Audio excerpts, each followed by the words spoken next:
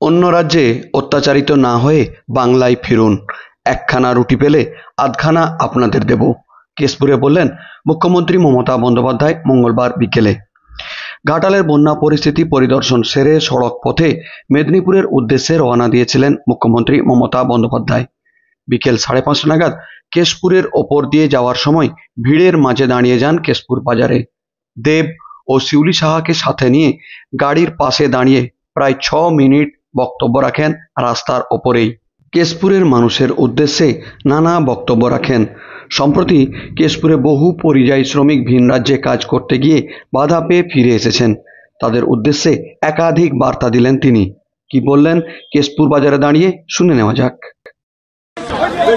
জয়রামবাটি হয়ে তারপরে আমরা রামজীবনপুর হয়ে ঘাটাল হয়ে দাসপুর হয়ে এই কেশপুর গিয়ে যাচ্ছি, অর্থাৎ প্রায় 10 ঘন্টা আমরা গাড়িতে বসে আছি এই অবস্থায়। আপনাদের সবাইকে আমি আর দেব আমাদের পক্ষ থেকে শিউলিও আছে, আমরা ধন্যবাদ এবং কৃতজ্ঞতা জানাই, প্রণাম জানাই ও সালাম জানাই। এই কেশপুর আমি একদিন বলেছিলাম, হ্যাঁ অ্যাম্বুলেন্সটা ছেড়ে দিন, অ্যাম্বুলেন্সটা বেরিয়ে যান, আস্তে আস্তে জায়গা করে দিচ্ছি, বেরিয়ে যান। হ্যাঁ হ্যাঁ, পেশেন্ট আছে বলে আস্তে আস্তে বেরিয়ে যান। না না না, আপনি যান, চিন্তা করবেন না, আস্তে আস্তে যান, পেশেন্ট আগে যাবে।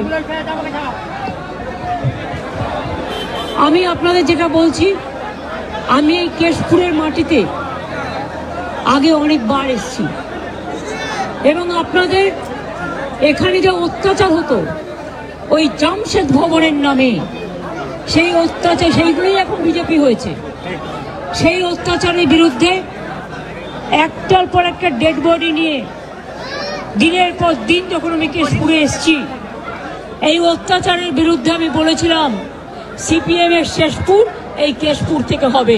আজও বলে যাচ্ছি,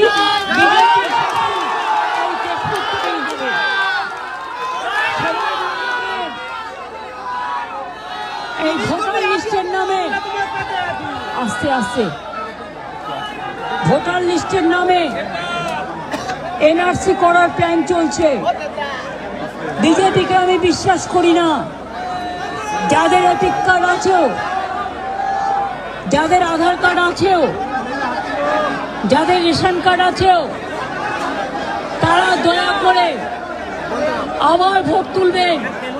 যদি মনে করেন আমার তো ভোটার লিস্টের নাম আছে, এখন নতুন করে প্ল্যান করছে যাতে নামগুলো বাদ দেওয়া যায়।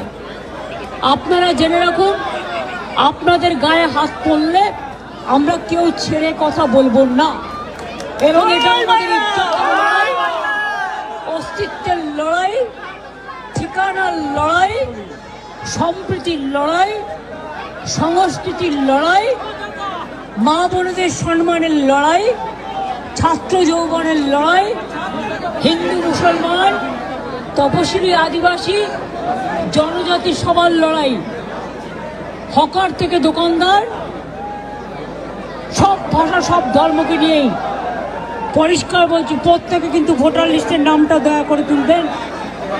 আর যারা বাইরে পরিযায়ী শ্রমিক হিসেবে কাজ করছেন কিন্তু অত্যাচারিত হয়ে ফিরে আসছেন, তাদের জন্য আমাদের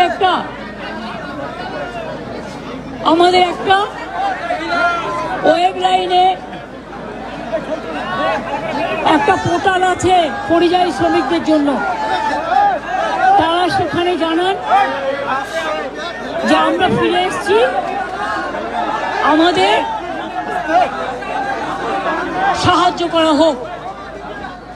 তাহলে যারা ফিরে আসবে সঙ্গে সঙ্গে তাদের রেশন কার্ড করে দেবো, তাদের স্বাস্থ্যসাথী কার্ড করে দেবো, তাদের লক্ষ্মীর ভাণ্ডার করে দেবো, তাদের মেধাশ্রী করে দেবো, তাদের ঐক্যশ্রী করে দেবো, তাদের শিক্ষাশ্রী করে দেবো। যদি কারো বাড়ি না থাকে কমিউনিটি কিচেন করে দেবো, এবং তারা কর্মশ্রীর কাজে অংশগ্রহণ করবে, যেটা 100 দিনের কাজ বলতো, আমাদের এখানে কর্মশ্রী আছে।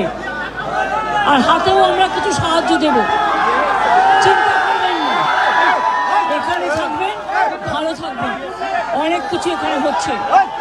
বাংলাকে ভালোবাসুন, বাংলায় থাকুন, কোনো মুম্বাইতে গিয়ে জীবন নষ্ট করার দরকার নেই, গুরগাঁওকে দিয়ে বিজেপির অত্যাচারিত হতে দরকার নেই।